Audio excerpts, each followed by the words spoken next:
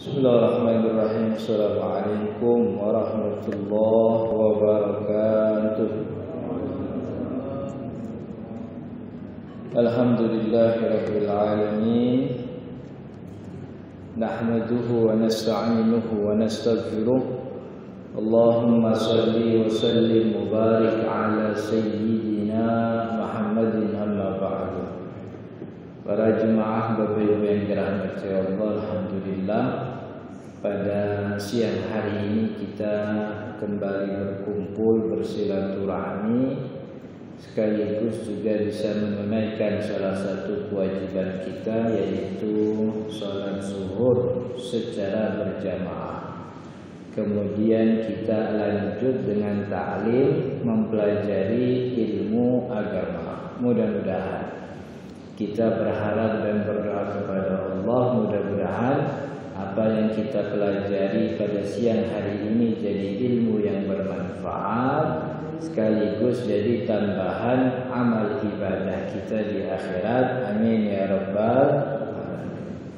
Salawat dan salam kita sampaikan kepada Nabi Muhammad sallallahu alaihi wasallam beserta keluarga dan juga para sahabatnya, dengan harapan dan doa mudah-mudahan kita termasuk orang yang mendapatkan syafaat Rasul sallallahu alaihi wasallam di hari kiamat nanti. Amin ya rabbal alamin.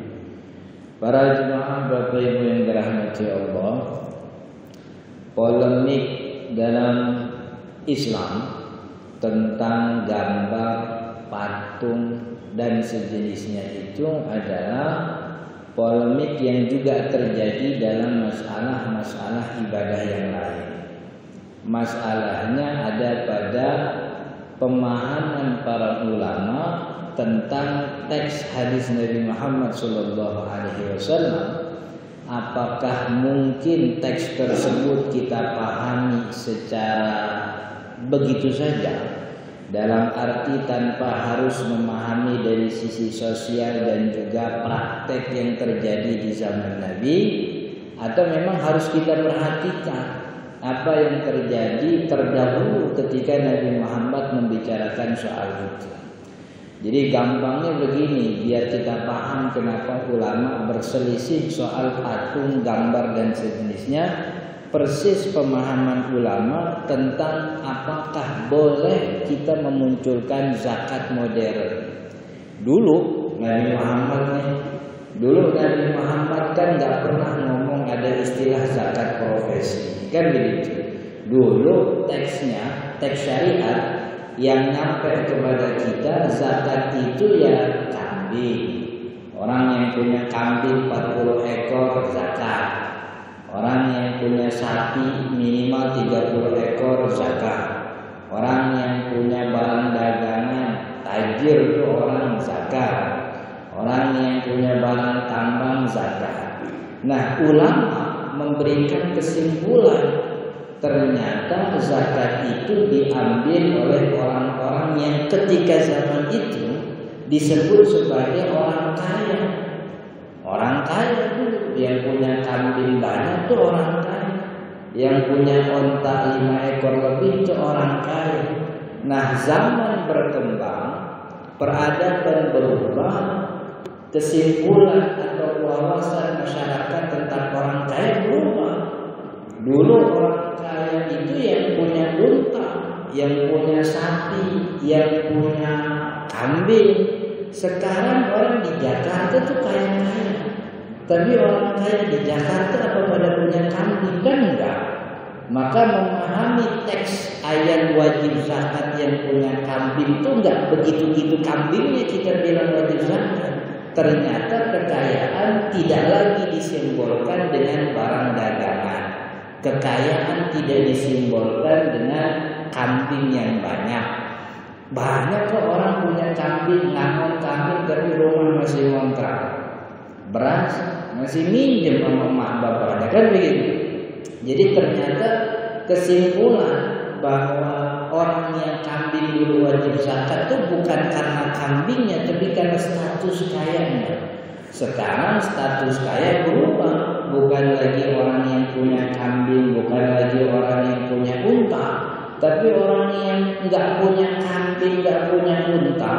tapi kan kerjaannya di perusahaan yang bonafit, gajinya mungkin berapa juta. Apalagi kalau kita lihat selebriti sekarang kan ya, Cristiano Ronaldo tuh nggak pernah kita lihat nanam kambing kan begitu. Tapi gajinya seminggu kan itu gaji UMR se-Indonesia.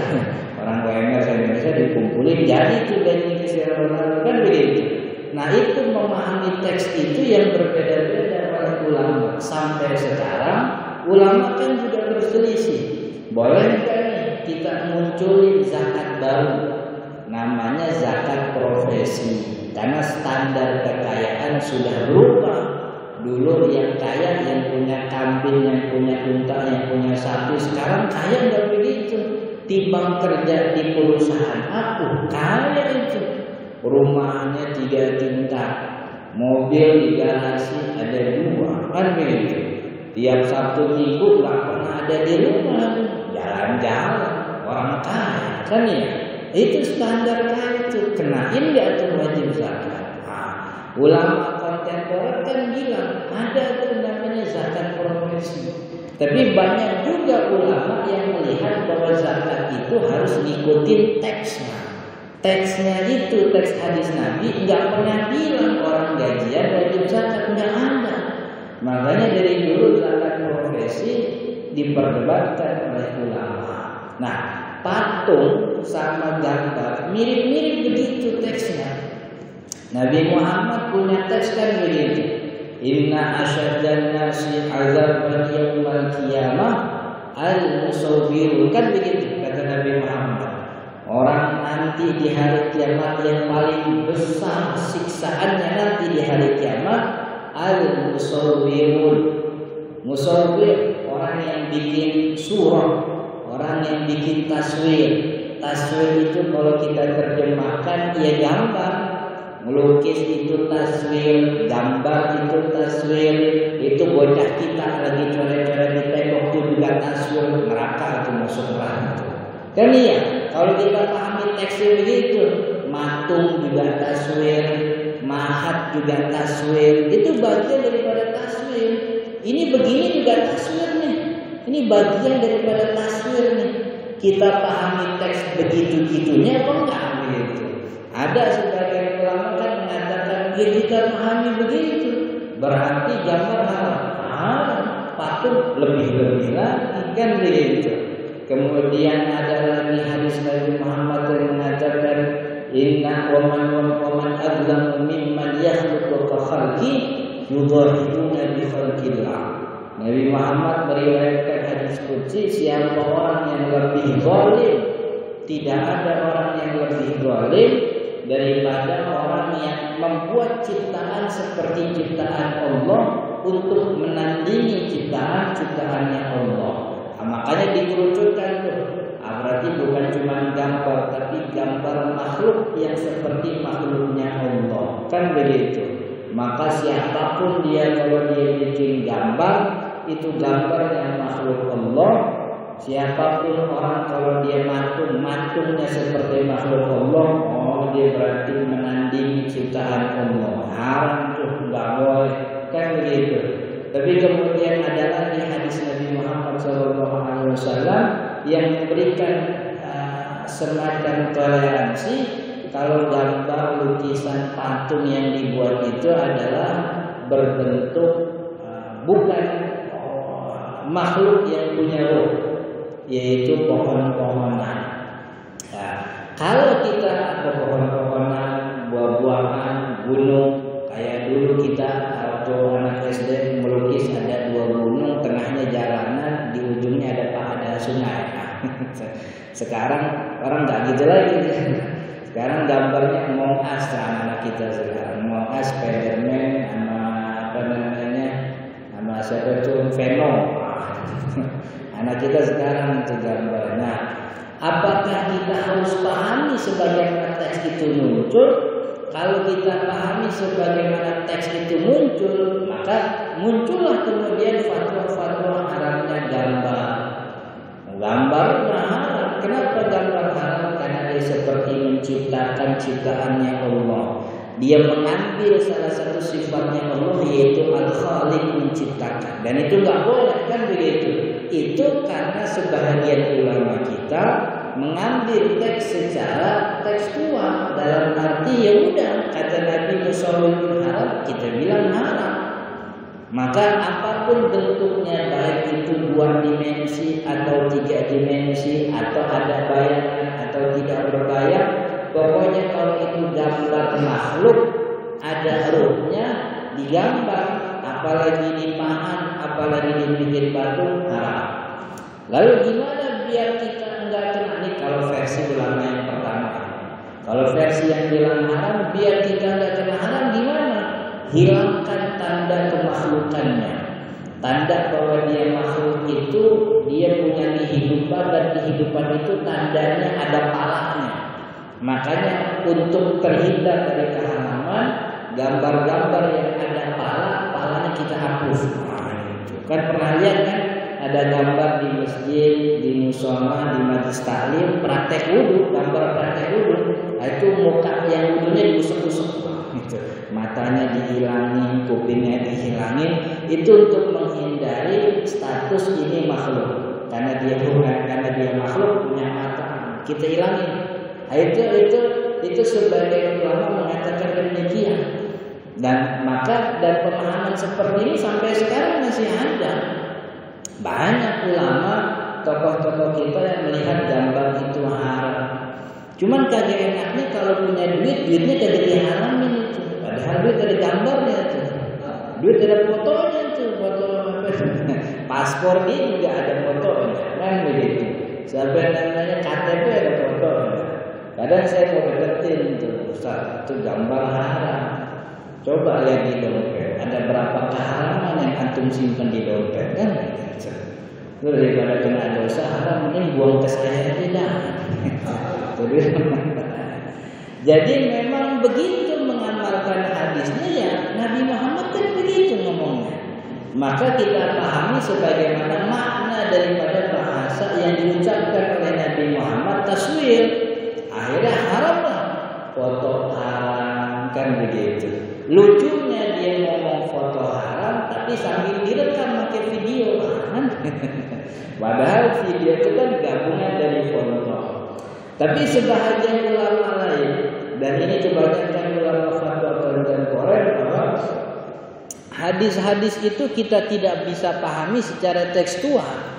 Karena kalau kita umumkan yang namanya musawwirun, yaitu tadi anak-anak kita di sekolahan kena keharaman. Kan sekarang kan pelajaran gambar tuh udah nggak ada pakemnya.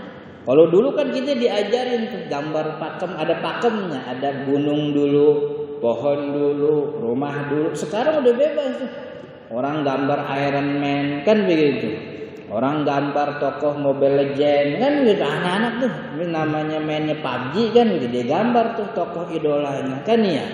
Dan itu kalau kita mutlakkan, kalau kita pakai fatwa ulama yang tadi kita sebut bahwa mutlak diharamkan, nah itu banyak semua kita kena keharaman. Baik kita yang punya foto di dompet kita, duit kita, paspor kita, di rumah kita, kan begitu. Itu jadi haram semua itu. Tapi sebagian ulama dan beberapa ulama kontemporer melihat bahwa tidak bisa kemudian hadis ini kita pahami secara tekstual. Karena al-musawwirun ketika zaman Nabi Muhammad itu bukan musawwirun orang tukang gambar. Al-musawwirun itu adalah orang yang memang mahat patung lalu patungnya disembah gitu. Dan itu kebiasaan orang jahiliyah. Orang jahiliyah itu kan emang nyembah apa yang dia bikin sendiri. Orang yang kaya dia mahat emas jadi Tuhan. Tuhannya disembah itu, pahatan dia sendiri. Orang yang rada kaya, belum miskin tapi lumayan kaya, mahatnya pakai kayu, kan ya? Kayunya dipahat, dia sembah tuh Tuhan. Orang yang miskin bener dia mahat pakai adonan roti. Adonan roti dijadiin Tuhan. Ntar waktu dia nyembah rada lapar, Tuhannya digeragotin tuh dimakan. Kan begitu. Itu musawwirun yang terjadi zaman Nabi adalah orang yang mahat patung untuk jadi sesembahan. Dan itu disebutkan oleh Nabi Muhammad asyaddan nasi yaumal qiyamah azaban. Orang yang paling besar siksaannya di api di neraka di akhirat nanti. Yang paling besar siksaan di akhirat berarti adalah pelaku dosa besar. Pelaku dosa besar. Dosa besar sudah disebutkan oleh Nabi Muhammad yang kita sebut dengan istanibu sab'al mubiqat. Ada 7 dosa besar yang akan menghancurkan. Nomor pertama apa? Nomor pertama syirik. Dan dari 7 dosa besar yang disebutkan oleh Nabi, enggak ada tuh dosa gambar. Maka musawwirun yang disebutkan oleh Nabi Muhammad yang katanya itu adalah dapat siksaan besar, diterjemahkan oleh ulama sebagai dosa pelaku maksiat besar. Pelaku maksiat besar ada dalam 7 kemaksiatan yang disebut oleh Nabi, dan di dalamnya enggak ada sama sekali soal gambar. Yang ada tuh soal kesyirikan.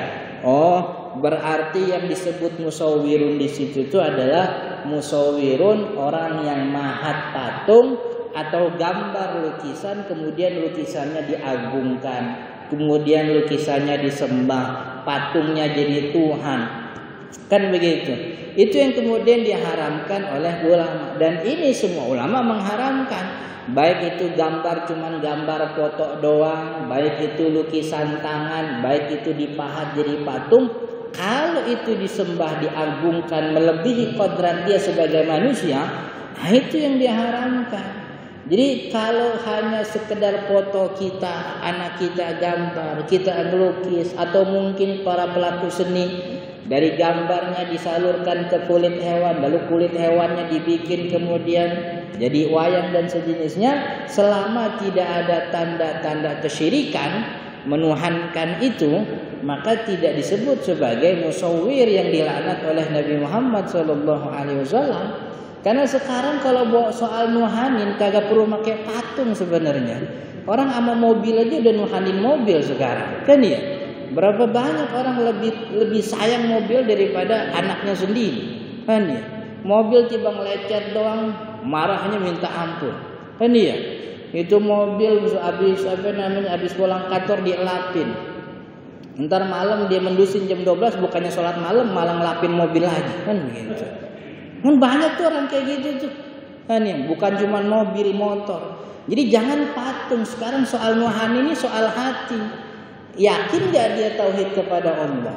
Kalau dia yakin kepada Allah, nggak ada yang dia sembah kecuali Allah.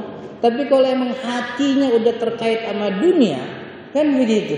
Setiap apa yang dia cinta dia berlebihan, kan dia takut banget kehilangan relasi sama bos karena dia nganggep bosnya itu penyalur rezeki. Kan itu juga udah syirik itu. Kagak perlu pakai patung. Itu nyembah-nyembah minta-minta sama bos juga syirik itu. Bergantung hidup sama HP itu juga syirik. Orang kalau ketinggalan HP udah kayak mau mati, kan begitu. Jadi ini yang disebut oleh Nabi Muhammad musawwirun itu adalah bentuk kesyirikan. Bentuk kesyirikan. Selain kesyirikan, Nabi Muhammad SAW itu juga menyebut dalam sebuah hadisnya yudahiuna bi khalqillah, menandingi ciptaan Allah. Nah, berarti salah satu nih yang diharamkan selain bahwa itu lukisan gambar disembah, lukisan patung itu juga dijadikan kesombongan. Nah, itu karena itu menandingi ciptaan Allah, merasa bahwa dirinya bisa mencipta sebagaimana orang-orang kagak pada bisa. Jadi dengan ciptaannya dia merasa lebih tinggi daripada orang lain karena dia merasa bisa setara dengan Tuhan, bisa menciptakan seakan-akan orang kagak bisa menciptakan. Dia bisa bikin patung yang bagus, lalu patungnya dipuji oleh orang-orang, kemudian dia tinggi hati. Iya ya, emang gue doang sini yang pintar bikin patung, kan begitu. Seniman handal memang gue doang di sini, kan. Itu yang kemudian dilarang oleh ulama. Kenapa? Karena dia menandingi ciptaan Allah Subhanahu wa taala. Menandingi dalam hal apa? Dalam hal merasa dirinya lebih mampu dibanding orang-orang, merasa dirinya punya kemampuan di samping kemampuan Allah Subhanahu wa taala. Padahal yang namanya kudrat, mampu menciptakan, itu cuma punya Allah. Manusia nggak boleh itu punya sifat sok merasa mampu menciptakan. Ya kemampuan kita cuma kemampuan sebatas itu doang. Betul kita mampu secara bahasa sih mampu, tapi mampunya kita tuh terbatas. Kuasanya kita terbatas, kan begitu. Allah kuasa. Saking kuasanya Allah bisa ciptakan air dari batok kelapa, kan gitu. Pernah gak ngebayangin? Batok kelapa sama air duluan mana Allah ciptain? Kalau kita bilang batok kelapa duluan, nah air masuk dari mana tuh? Air masuk dari mana? Oh, rapet banget batok kelapa, belum serabutnya, belum kulitnya tebal. Kalau kita bilang air duluan, nah air kalau kagak ada batoknya ambak-ambakan. Nah nih, itu kudrat Allah itu. Jadi jangan sok mentang-mentang baru nyiptain satu gambar ngerasa, wah ini masterpiece nih. Orang-orang kagak ada yang bisa bikin lukisan kayak gua hebat. Nah, itu yang diharamkan oleh syariat.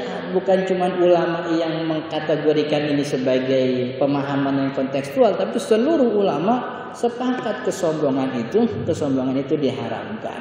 Dan juga yang disebutkan oleh ulama kelompok kedua ini tentang kekhawatiran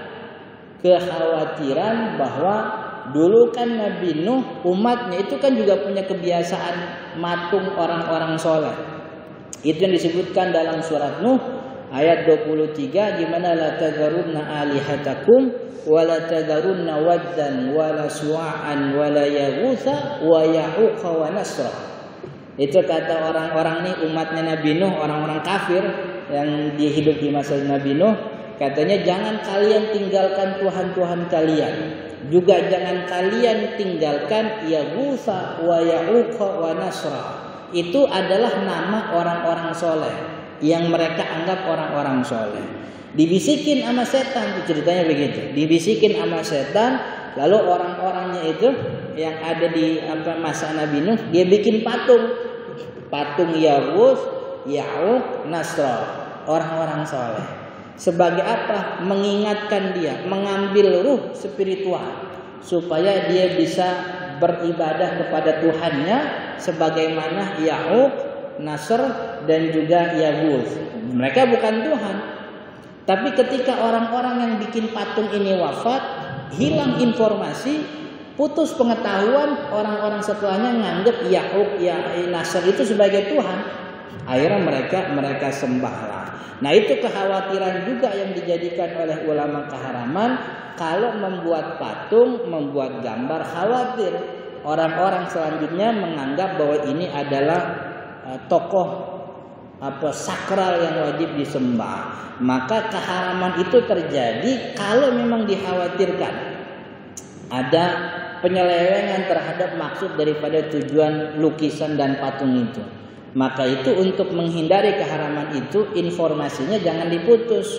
Dibilang ini foto tibang foto doang. Ini ngingetin dulu bapak punya guru bapak namanya Habib Fulan bin Fulan. Guru bapak namanya Ustadz Fulan bin Fulan. Nih fotonya. Nih foto dulu sama ayah waktu ayah belajar. Ini bukan Tuhan. Ini bukan siapa, ini manusia biasa. Cuman ayah bapak seneng kalau nginget guru. Nah, jadi ayah pasang foto begitu biar diingetin. Nah, itu yang menjadi fatwa ulama kelompok dua, dan ini kebanyakan ulama kontemporer, bahwa yang dimaksud musawwirun itu adalah orang yang menggambar, melukis, memahat, mematung lalu disembah. Tapi ada kemudian kelompok ketiga, ini kelompok kebanyakan ulama Imam Ahmad bin Hambal, bahwa mengatakan yang haram itu kalau patung. Jadi yang patung itu haram. Apapun alasannya, pokoknya patung manusia, patung hewan haram gitu. Dan harus dibuat dari benda yang permanen. Kalau dari benda kertas yang bisa dihancurkan nggak haram.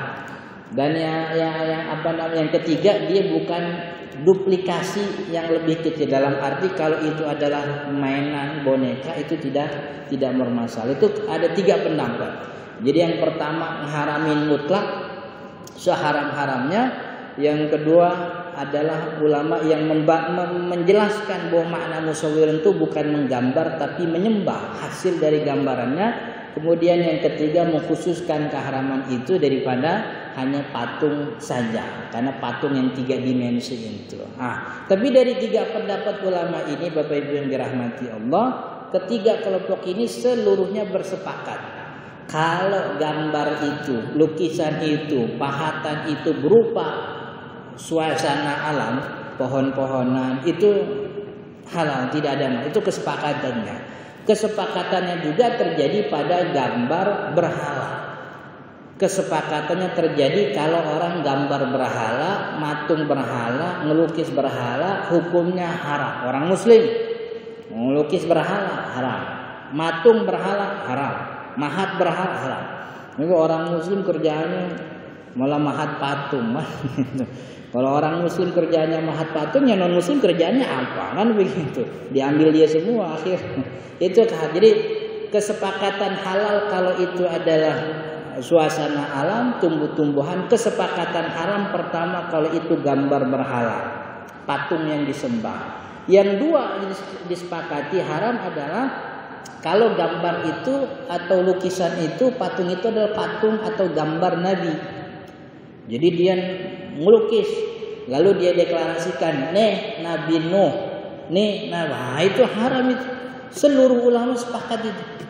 Kalau yang tadi yang kita bahas di awal itu soal gambar makhluk secara umum, tapi seluruhnya sepakat kalau itu berhala haram.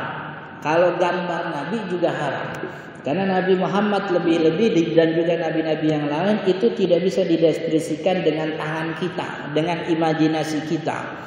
Karena kita kan ngelukis sesuai dengan imajinasi. Persis kalau kita lihat kartun orang Amerika sama kartun orang Jepang itu kan punya ciri khas yang kita melihat aja bisa bedain. Ini kartun Amerika nih. Ini kartun Jepang nih. Kan gitu.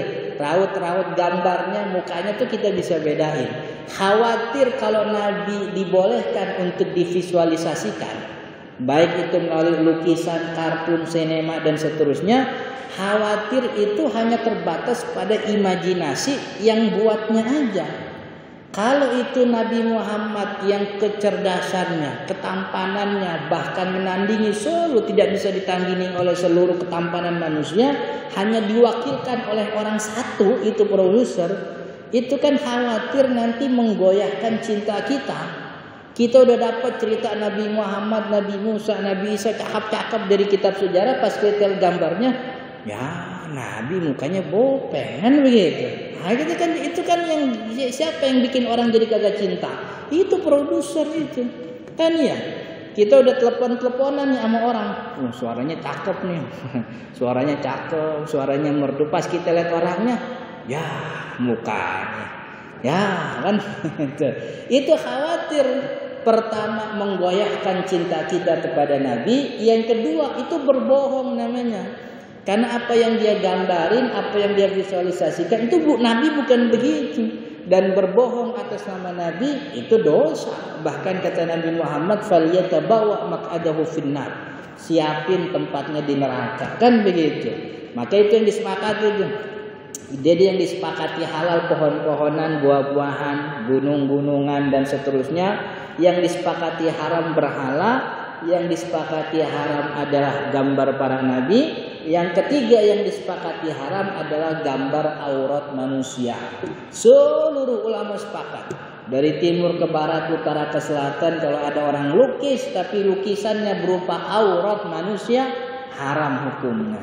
Pelakunya dosa, yang ngeliatin doyan, nah itu juga dosa itu begitu. Karena yang namanya aurat haram untuk dilihat, karena haram untuk dilihat maka haram juga untuk digambar gitu. Jadi itu dia penjelasan tentang polemik seputar lukisan, patung dan sejenisnya. Mudah-mudahan bermanfaat. Insyaallah kita lanjut di pertemuan akan datang. Hadanallahu wa iyyakum ajma'in. Assalamualaikum warahmatullahi wabarakatuh.